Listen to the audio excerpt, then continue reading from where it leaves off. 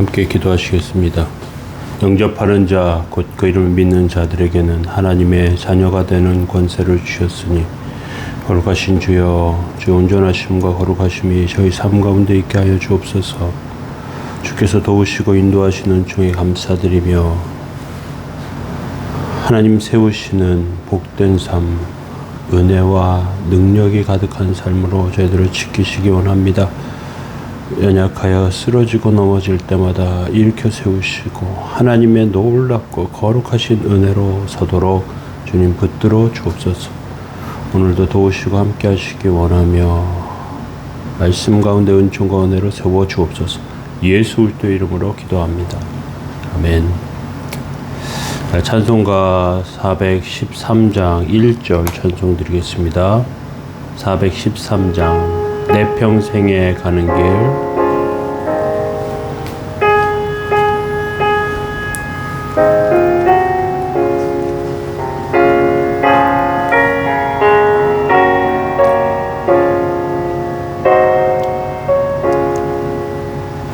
내 평생에 가는 길 순탄하여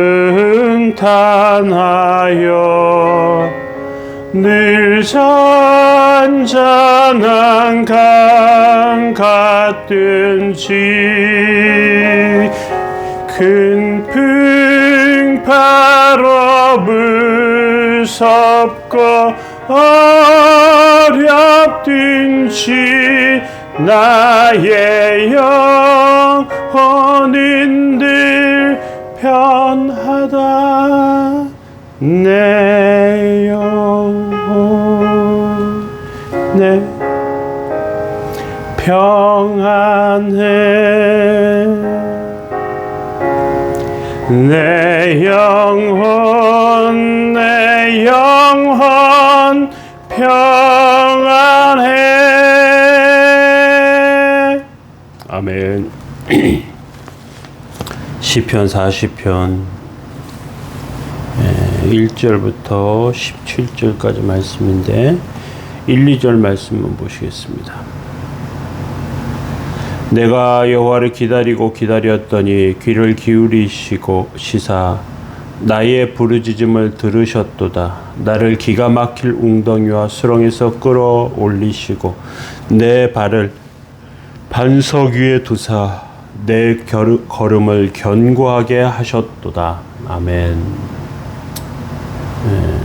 오늘 시편 40편 기가 막힐 웅덩이 라는 제목으로 하나님 말씀 나누겠습니다. 오늘 첫 번째 시간 절망의 웅덩이에서 건져내심이라는 제목으로 말씀 나눕니다. 시편 40편은 다윗의 시, 인도자를 따라 부른 노래 이렇게 부제가 붙어 있습니다. 다윗이 과거를 회상하며 쓴 시입니다. 다윗은 사울왕의 추격을 받고요. 도저히 살 수 없어서 블레셋으로 도망쳤습니다. 다시 이스라엘로 돌아올 수가 없었어요. 그런데 하나님이 인도하십니다. 압살롬의 반역으로 왕의 자리에서 쫓겨납니다. 절망하고 낙심했습니다. 그 기간에 하나님께 매달렸습니다. 하나님은 다윗에게 생명의 밧줄이 되셔서 그를 지켜주시고 인도해 주셨습니다. 2절에 다윗은 기가 막힐 웅덩이와 수렁에서 하나님이 자신을 건져내셨고 자신의 발을 든든한 반석 위에 두셨다고 그렇게 고백하고 있습니다. 실제로 다윗은 그러한 절망 가운데서 하나님 보호하심을 날마다 체험했습니다. 성경 인물 중에 야곱의 아들 11번째 아들 요셉이 있습니다. 형들에게 미움을 받았습니다. 물이 없는 구덩이에 던져졌습니다. 애굽의 노예로 팔려갔습니다. 주인의 아내를 강간하려 했다는 누명까지 쓰고 감옥에 들어갔습니다. 도저히 살아나올 수 없는 자리입니다. 그런데 그는 살아나왔고 살아나온 정도가 아니라 애굽의 총리가 됩니다. 이집트 전 나라를 통치하고 흉년에서 그들만 살린 것이 아니라 고대 중동 지역에 많은 사람들이 요셉 한 사람 때문에 살게 됩니다. 하나님께서 그의 곤고함과 또 낙심의 웅덩이에서, 기가 막힐 웅덩이에서 그를 끌어올리셨습니다. 예수님께서 세상에 오신 것은 종이 된 것과 마찬가지입니다. 유대 지도자들의 미움을 받습니다. 기가 막힐 웅덩이인 십자가에 달립니다. 끝까지 하나님 말씀 가운데 예수님은 거하셨고, 그리고 그 죽음이라고 하는 기가 막힐 웅덩이에서 예수 그리스도를 끌어올리시고 온 세상의 구주가 되게 하셨습니다. 하나님께서 절망의 구덩이에서 건져주신다는 것을 우리 기억할 필요가 있습니다. 너무 깊은 절망 가운데 빠져 있으면 살아있는 것 자체 고통이 되기도 합니다. 도저히 헤어나올 수 없는 상황과 환경, 상태, 이런 것들 가운데 정말로 깊은 절망감이 찾아올 때가 있어요. 병이 들었는데 의사가 시한부 선고를 한다던가, 또는 정말 큰 사고를 당한다던가, 아니면 하는 일에 아주 큰 곡절을 겪는다던가, 후회하고 원망해도 돌이킬 수가 없는 그런 상황과 환경. 이럴 때 뭐 둘 중에 하나를 선택하라고 하면 하나를 선택하겠지만 선택할 거리도 없을 때 자포자기하게 되죠. 그런데 하나님께 기도하는 다른 방식도 있습니다. 끝까지 눈에 보이지 않지만 하나님의 도움을 구하고 하나님의 능력과 은혜를 바라보는 것. 그것은 하나님께서 원하시는 사람들, 하나님께서 인도하시는 사람들의 삶의 방식입니다. 1절에 보면 다윗은 이렇게 고백하고 있습니다. 내가 여호와를 기다리고 기다렸더니 귀를 기울이시사 나의 부르짖음을 들으셨도다. 하나님을 기다린다는 것이죠.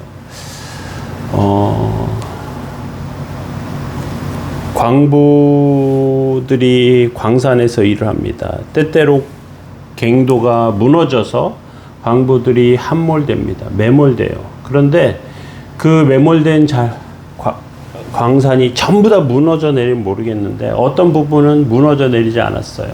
생존자가 그곳에 있는지 없는지 잘 몰라요. 어떻게 확인할 방법이 없습니다. 전기도 연결 안 되고요. 통신도 되지 않습니다. 이미 죽은 줄 알고 포기할 가능성이 높아요. 그런데 생존자들이 가진 방법을 동원해서 외부로 신호를 보내요. 근데 그 신호에 이제 답이 와요. 그러면 살 소망이 생기는 것이죠. 살 소망. 살 소망을 가지고 인내하는 것은 굉장히 중요한 일입니다. 어떤 책에 남극의 과학자들이 고무보트를 타고 이렇게 가다가 바다에서 뒤집힌 적이 있다고 해요. 그런데 노련한 대장이 타고 있던 그 구조대가 생각보다 구조대가 빨리 오지 않는다고 생각했답니다. 그래서 폭풍이 잔잔해지려면 3일은 걸릴 테니 다들 참고 기다리자고 대원들을 차분히 설득합니다. 그런데 정말로 그 대장의 그 설득에 사람들은 한 명도 낙오되지 않고 인내하면서 기다렸어요. 너무 힘든 상황이죠. 막 몸도 젖었죠. 이거 어떻게 할지 모르죠. 그런데 그 팀은 한 명도 낙오되지 않았는데 다른 팀의 리더나 대원들이 너무 조급했답니다. 허우적대고요. 가지고 있는 기운을 다 소모해 버리고 하니까 구조대가 오기도 훨씬 전에 이미 다 죽어버리고 말았다고 해요. 어려움과 절망의 구렁텅이 그 가운데 막 지금 그걸 벗어나고자 막 기를 쓰고 막 힘을 쓰고 이렇게 하면 도리어 기진맥진해서 감당할 힘이 없어질 때도 있습니다. 다윗은 뭐라고 여호와를 기다리고 기다렸더니 이렇게 말합니다. 기다리고 눈이 빠지게 하나님 바라보고 하나님 기다렸다는 것이죠. 당장 하나님께서 천사 보내서 구조대 당장 보내서 재빨리 신속하게 그렇게 하실 것 같은데 하나님 그렇게 하시지 않고 천천히 조금 더 시간을 두고 하나님이 이렇게 하시는 경우가 많아요. 때때로는 수개월 하나님의 그 응답이 오지 않을 때도 있고요. 1, 2년을 지날 때도 있습니다. 다윗은요, 청소년 시기에 16, 7세 경에 도망자가 돼요. 그리고 30세가 돼가지고 그것이 끝납니다. 요셉도 비슷합니다. 10여 년 기간이 절망의 기간이었어요. 요셉은 종으로 팔려가죠. 감옥에도 들어가요. 절망에 절망을 더하는 것이죠. 그런데 그 기간을 기다리고 인내합니다. 하나님의 도움을 그 안에 받게 됩니다. 하나님께서 왜 움직이시는데 이렇게 시간이 걸리냐? 어떤 면에서 보면 이것이 우리에게 딜레마처럼 의문점으로 남아요. 하나님이 행동이 느려서 그런 것이 아닙니다. 어떤 면에서 보면 하나님과 우리 사이에 큰 너무 두꺼운 벽이 놓여져 있어요. 너무 두꺼운 벽이 놓여져 있습니다. 그래서 하나님의 구조가 시작될 때 그때부터 신속하게 처리되죠. 2절에 한번 보시기 바랍니다. 나를 기가 막힐 웅덩이와 수렁에서 끌어올리시고 내 발을 반석 위에 두사 내 걸음을 견고하게 하셨도다. 이렇게 되어 있습니다. 다윗이 빠졌던 고난, 위기, 이것을 기가 막힐 웅덩이로 기가 막힐 웅덩이와 수렁이라고 이렇게 표현하고 있습니다. 혼자 힘으로는 도저히 빠져나올 수 없다는 것이죠. 이제 죽을 판인 거예요. 기다리다 지쳐 죽게 생겼어요. 그런데 끊임없이 하나님께 신호를 보냅니다. 끊임없이 하나님께 구합니다. 그랬더니 하나님이 상상할 수 없는 방법으로 건져 올리시. 다윗은 왕이 되고요. 요셉은 총리가 됩니다. 이게 이해가 안 되죠. 그냥 좀 한 단계 한 단계 천천히 밟아가면서 키우시면 차라리 좋을 것 같은데. 하나님의 말씀을 듣고 그 말씀을 믿고 기도하는 것, 이것이 하나님께 신호를 보내는 것입니다. 그러면 하나님께서 기가 막힐 웅덩이와 수렁에서 우리를 끌어올리십니다. 그런데 한 가지 또 우리가 꼭 우리의 모습을 기억해 볼 필요가 있는데요. 우리가 빠진 웅덩이가 죄의 웅덩이일 가능성도 상당히 있습니다. 내가 지은 잘못과 어리석음으로 인한 수렁과 웅덩이일 가능성도 있어요. 그런데 이게 양심의 소리가 우리 안에서 용솟음 막 소리 아우성치기도 하고요. 또 우리 심령과 영혼이 고통 가운데 있을 때도 있습니다. 바울은 로마서 7장 24절에 오호라 나는 공고한 사람이로다. 이 사망의 몸에서 누가 나를 건져낼 것이냐? 누가 나를 건져내랴? 이렇게 신음하죠. 이런 절망의 순간, 절망의 상황, 그런 가운데 하나님께서 도우시고 인도하시는 것.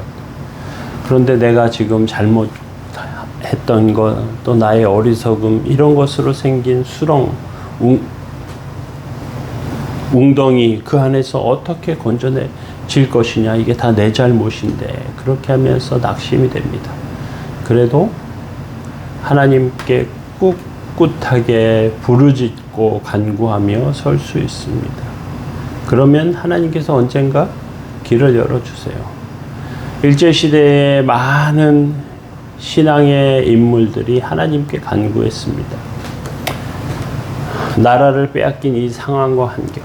그런데 나라를 그냥 빼앗긴 게 아니고 매국노들이 있어서 나라를 팔아먹었단 말이죠. 나와 함께 했던 사람들이 나라를 팔아먹었어요. 절망이죠, 절망. 빼앗겼으면, 싸워서 져서 빼앗겼으면 니네가 억지로 뺏었잖아 라고 말이라도 할 텐데 갖다 바쳤으면 이거 어떻게 합니까?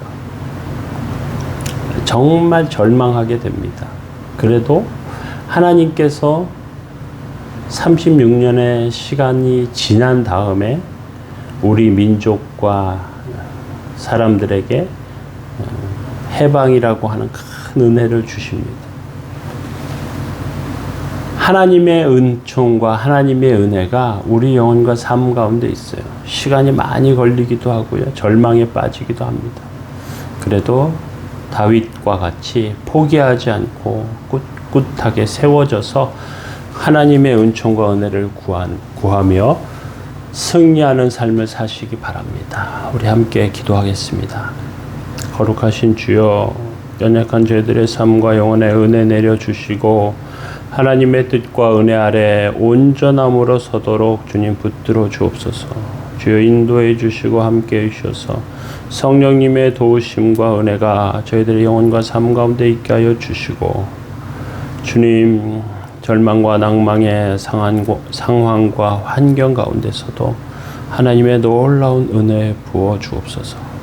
선한 이웃교를 지켜주시고 교회를 위해서 기도하고 후원하는 손길들마다 복과 은혜를 더해 주옵소서. 하나님 함께 하시고 지키시기 원합니다. 예수님의 이름으로 기도합니다. 아멘. 교회를 위해서 좀 기도해 주시면 좋겠습니다.